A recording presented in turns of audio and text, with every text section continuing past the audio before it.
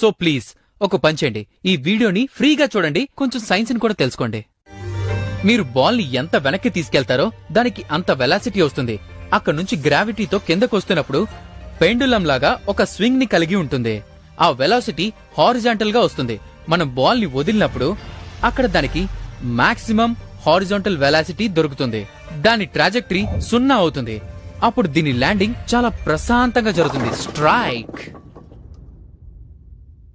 ఇంకొక ముఖ్యమైన విషయం ఏంటంటే బాల్ ని చాలా గట్టిగా పట్టుకోవాలి. అప్పుడే అది వెనక్కి స్వింగ్ చేసేటప్పుడు కింద పడిపోకుండా ఉంటుంది. మన వాడి పొజిషన్ చూస్తుంటే స్ట్రైక్ చేసేలాగే ఉన్నాడు. కరెక్ట్ గా వదిలే బాబు, స్ట్రైక్ అవుతుంది.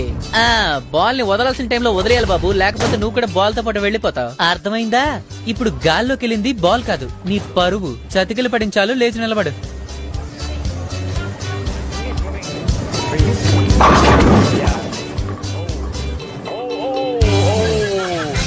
నేను డిస్కోకి వెళ్దాం అనుకుంటే మా బాయ్ ఫ్రెండ్ ఇక్కడికి తీసుకొచ్చాడు. సరే ఏం చేస్తాను, ట్రై చేస్తానులేండి.